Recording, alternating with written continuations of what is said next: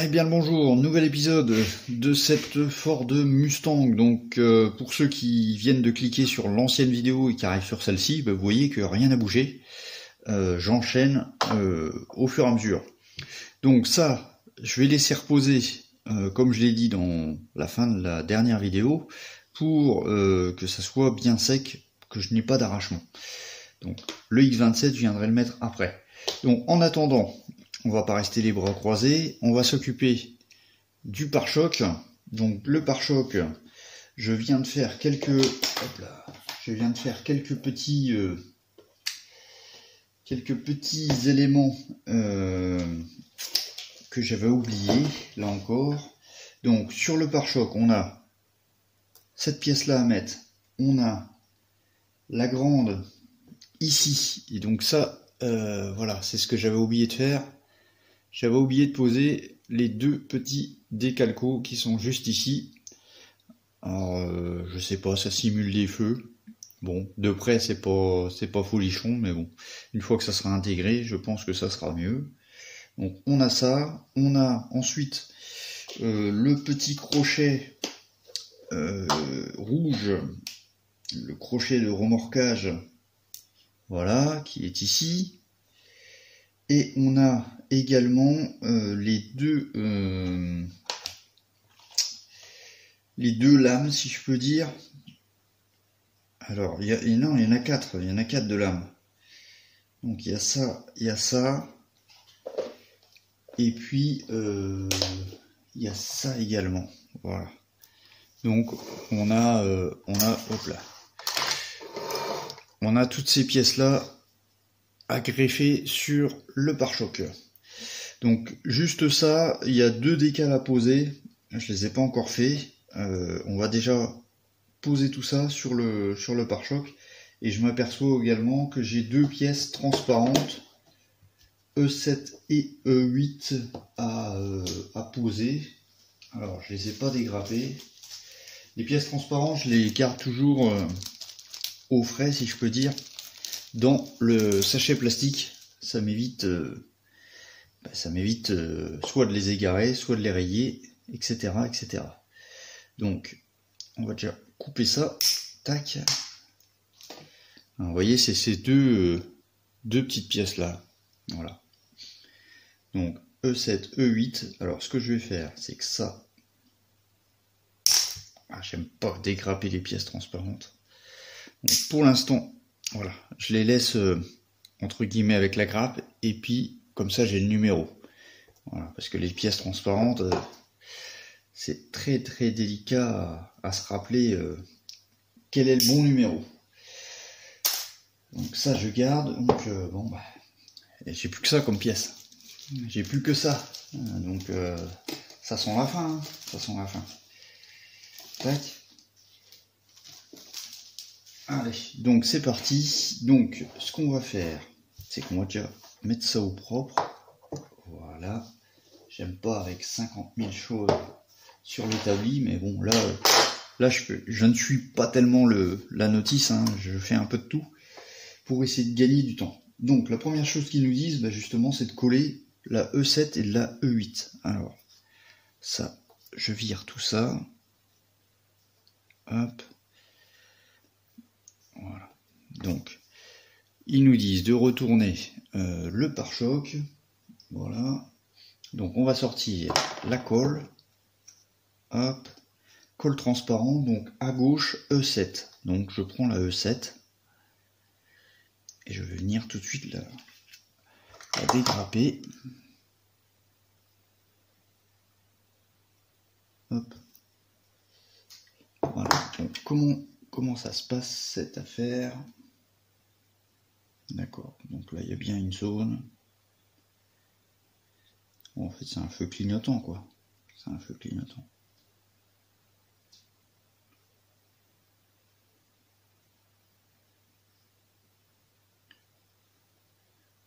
Je pourrais même coller la... Hop.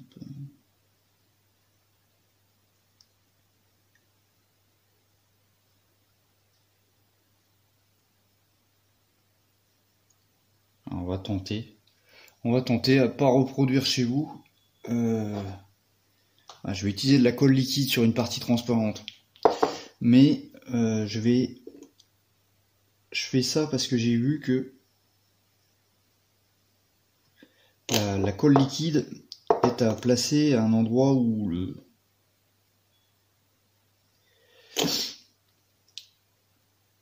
mon feu ne risque rien. Sur ces...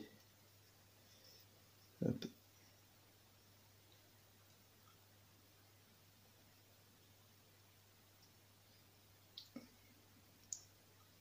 C'est pas évident. Allez. La pince, elle ne passe pas. Alors, petite... Tac. Le problème, c'est qu'elle va sécher cette colle-là.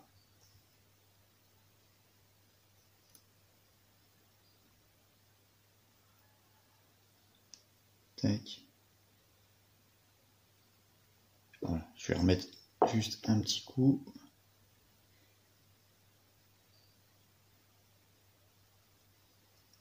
Donc si la partie transparente est en contact direct, hein, faites pas ça. Hein. Là c'est parce qu'il y a un excédent. Sinon votre partie transparente elle devient opaque. Ok.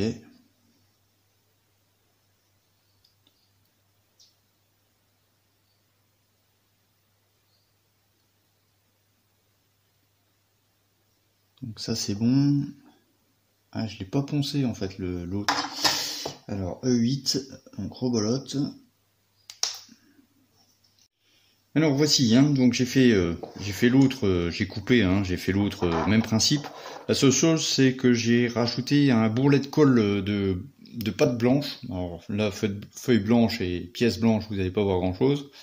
Mais j'ai rajouté un bourrelet de colle derrière, un peu à la méthode de Fabio. Je sais qu'il fait comme ça. Et c'est aussi mon cas par sécurité, parce que si ça se décolle, c'est fini. Donc ensuite, on va mettre donc cette pièce-là. Donc cette pièce-là que je regarde le plan. C'est toujours en fin de montage qu'on veut aller vite et puis qu'au final on fait des erreurs. Donc je retourne le pare-choc. Donc ça va bien en bas. Clac. Donc là encore, franchement, j'adore ce kit. J'adore. C'est vraiment une folie en termes d'ingénierie, pas de moulage, mais vous me comprenez. Il y a toujours un endroit où coller. C'est franchement génial. Hop.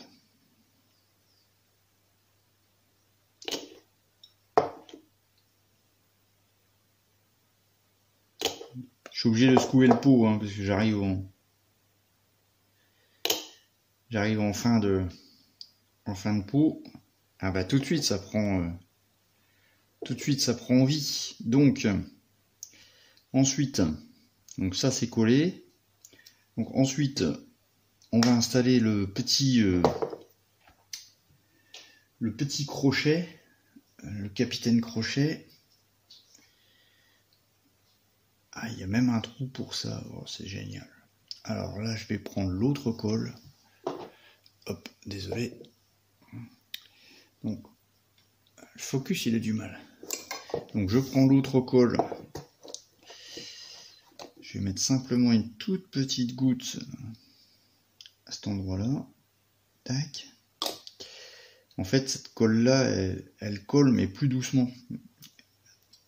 Et du coup, quand il y a une pièce qui va nécessiter un petit peu de manipulation, elle s'évapore pas tout de suite.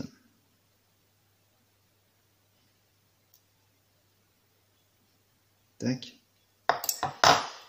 Quand je vous le dis que c'est d'une précision mécanique ce machin-là.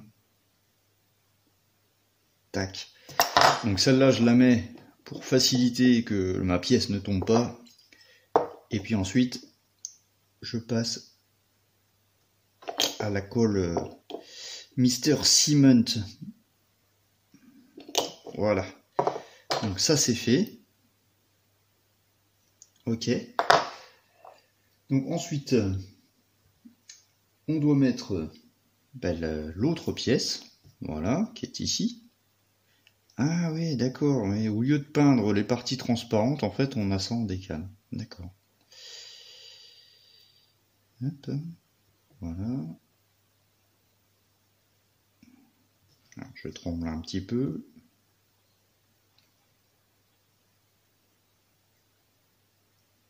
Hop. Est-ce que je vais peut-être dézoomer un peu. Hop là.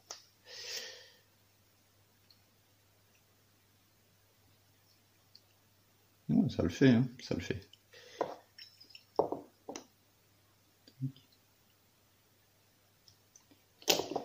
Alors, pour ceux qui... Je me suis posé la question. Pour ceux qui commencent le kit et qui se demandent est-ce que je colle le pare-choc à la carrosserie pour faire la peinture globale? Bah, vous voyez que c'est quand même plus pratique de l'avoir en séparé, hein. Si vous l'avez collé à la carrosserie, peut-être dans cette partie-là où c'est qu'il faut venir coller les pièces, ça sera pas pratique.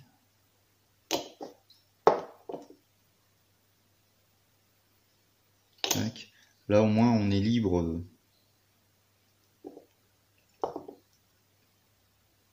On est libre de manipulation, si je peux dire. Tac. Voilà. Donc bah, ça c'est fait. Je rajoute des petits points de colle par-ci par-là.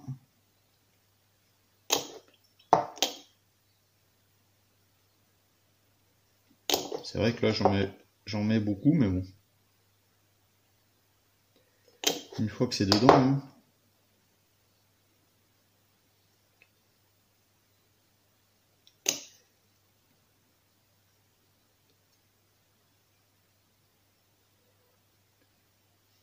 Voilà, ça a l'air d'être bon. Et voilà un pare-choc. Et donc maintenant on va poser les lames. Alors, et donc là encore, j'avais pas coupé les numéros.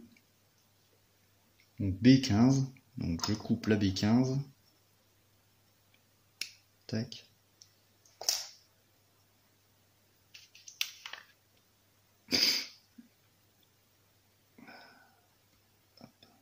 Alors vous m'excuserez, j'ai encore un peu la crève. Tac. Donc de temps en temps, vous entendez un renifleur et c'est pas agréable.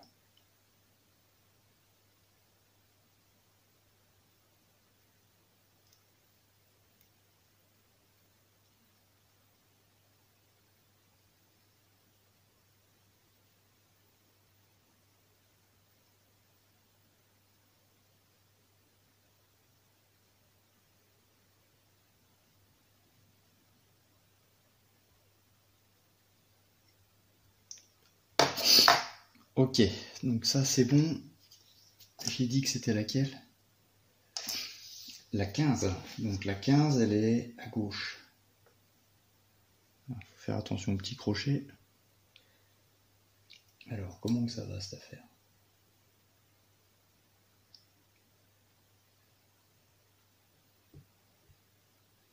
Ah non, ils sont plantés. Attendez. Hop. Attendez, j'ai réfléchi au truc et je vous reprends. Alors, j'ai bien compris le principe. Donc, oui, mais des fois, il faut analyser un petit peu la pièce avant de mettre la colle. Donc, je vais mettre de la colle ici et ici. C'est toujours important de faire une petite analyse comme ça. Donc, on vient mettre ça dedans. Ouais, en fait c'est tout bête, mais bon. Il faut bien... Ah là là là là. Et surtout pas mettre le...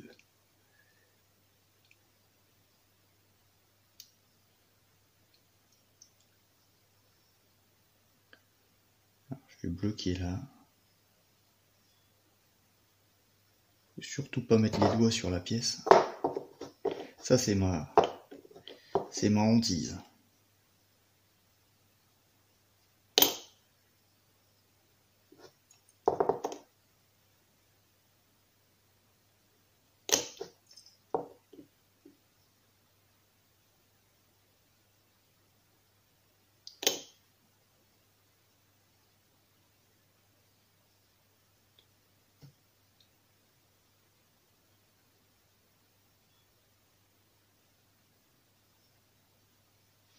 Ok, bon, je vais faire la deuxième dans mon petit coin. Parce que le problème, c'est que quand je suis loin comme ça, j'ai peur de faire une boulette. Ok. Donc voilà. Donc, voilà ce que ça donne. Donc on est plutôt pas mal, je trouve. Ça commence à faire son charme, si je peux dire. Donc, il nous reste encore 2 ailettes à poser sur ce pare-choc. Donc, c'est pour ça que j'ai tout monté. Et donc là, il reste 2 décals carbone. Donc, je trempe ça dans l'eau. Hop. Voilà, je mets ça sur mon tissu. Et en fait, comme je les avais déjà pré-peints et pré-découpés il y a longtemps, enfin pré-dégrappés, je m'en rappelais plus dans quel sens. Et donc, il suffit de faire un test à blanc. Clac. Et en fait, il y a un tout petit trou. Et voilà, ça rentre dedans parfaitement. Donc, une très bonne chose. Donc maintenant, il va falloir préparer la pièce pour recevoir ce fameux petit décal. Donc moi, j'ai l'habitude de fonctionner comme ça. Je mets un petit peu de pâte à fixe sur un ancien pot de peinture qui est vide. Après, vous pouvez utiliser autre chose, hein, peu importe. On vient mettre la pièce dessus, tac, on n'appuie pas de trop pour pas que la pâte à fixe remonte dessus. Et puis comme ça, après on peut s'attaquer au décal sans tenir la pièce. Donc je suis en train de vous parler et je cherche mon pinceau, voilà. On va enlever le petit numéro qui va nous embêter. Alors les décals sur ce kit, bon c'est très récent déjà, et je trouve qu'ils se décollent assez rapidement comparé aux anciens Tamiya où c'est qu'il fallait attendre une plombe. Donc je viens mettre, je vais vous zoomer un petit peu, tac, je viens mettre un petit peu de marque Fit, voilà. Donc j'en fais qu'un, après je coupe, voilà, vous avez l'habitude. Ça, je vais l'enlever. Hop. Et donc, on va mettre ça en place. Est-ce qu'il bouge au moins? Je sais pas, j'ai pas regardé. Ouais, il bouge.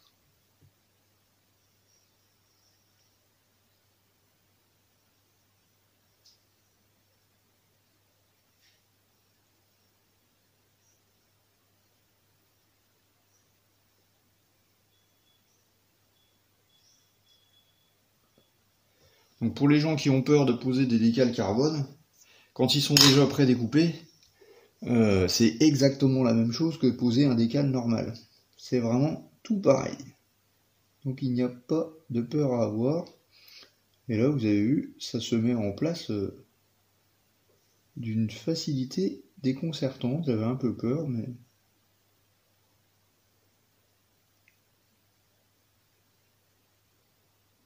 Voilà.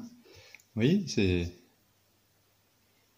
Il a pris la forme vraiment directement.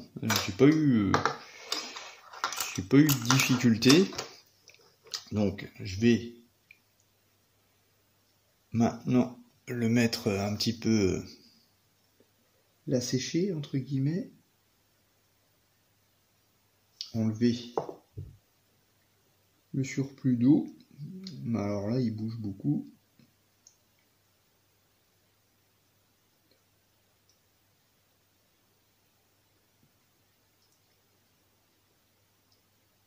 Je vais le laisser comme ça, je vais le laisser 2-3 minutes. Je fais le deuxième.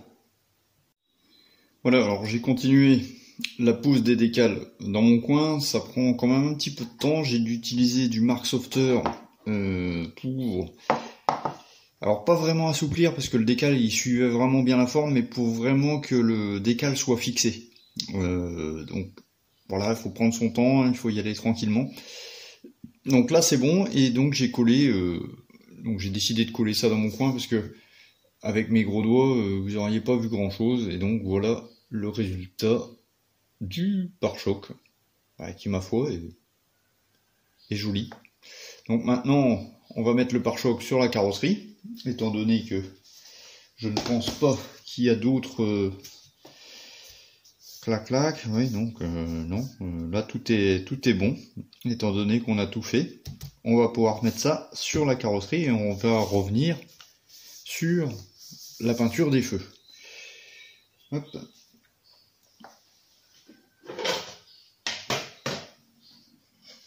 Donc je prends ma carrosserie, et c'est un moment que j'attends depuis longtemps, parce que voilà, je trouve que sans le pare-choc, ça fait c'est pas vivant. Hop. Voilà, tout de suite, hein. Tout de suite avec le pare-choc, voilà, ça y a pas photo comme on dit. Donc ce que je vais faire, c'est que là je maintiens la pression ici. Donc je vais coller la partie centrale et ensuite je viendrai coller les côtés. Hop.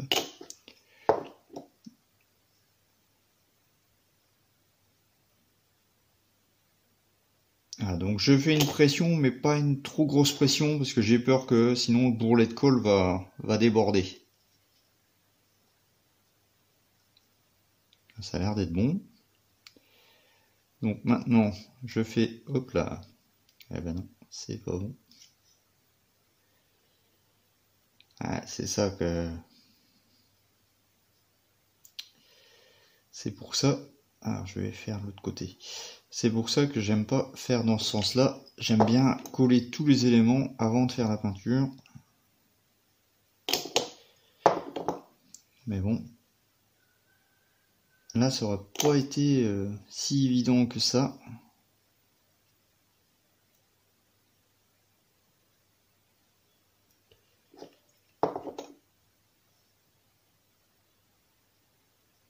Tac. Alors, ce que je vais faire, c'est que je vais mettre la colle et je vais poser la carrosserie à plat.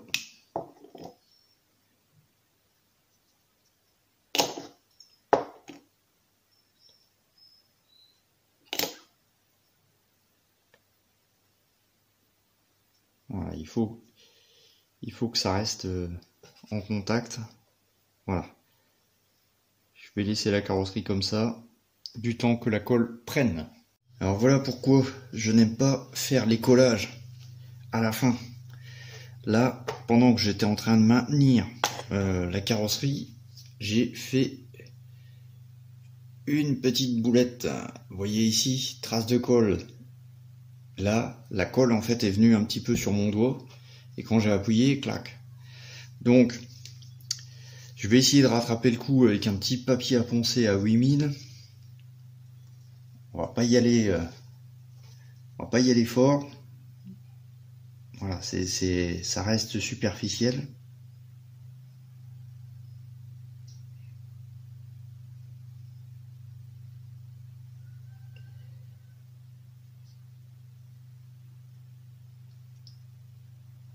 Papier à poncer 8000. et avec de l'eau et en y allant tranquillement, j'essaye de limiter un dégât irréversible. Et ça a l'air de fonctionner.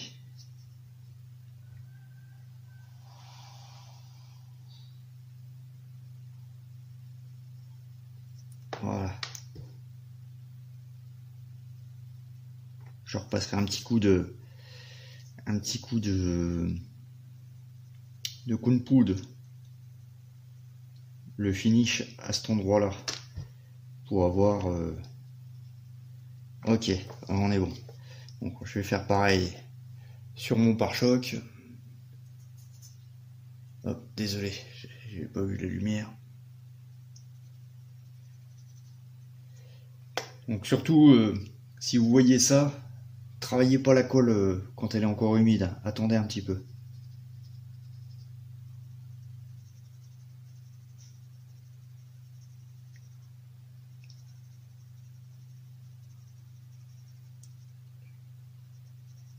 Voilà, c'est un petit peu attaqué le plastique.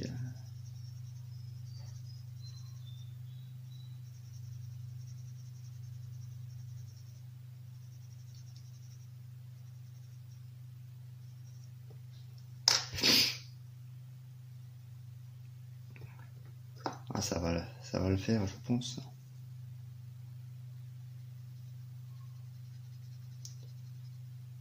Je pourrais prendre du grain inférieur, hein, mais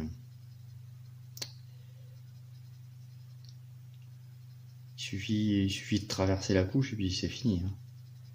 Après, on est reparti pour peinture et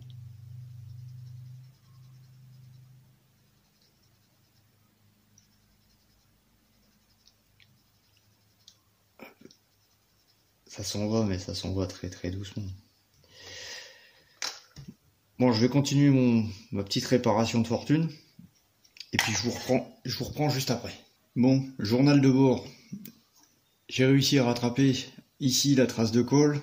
Ici, le petit bourrelet, c'est pareil, j'ai réussi à plus ou moins l'effacer avec un petit peu de panel line, ça va arriver, je vais arriver à camoufler. Bon, par contre ici, j'ai un peu appuyé, j'ai traversé, donc bon bah, tant pis, hein. Je vais simplement mettre un petit bout de tissu ici et je vais repasser un tout petit peu de peinture là avec un petit peu de vernis, mais pas trop. Donc voilà, je vous reprends dès que c'est fait.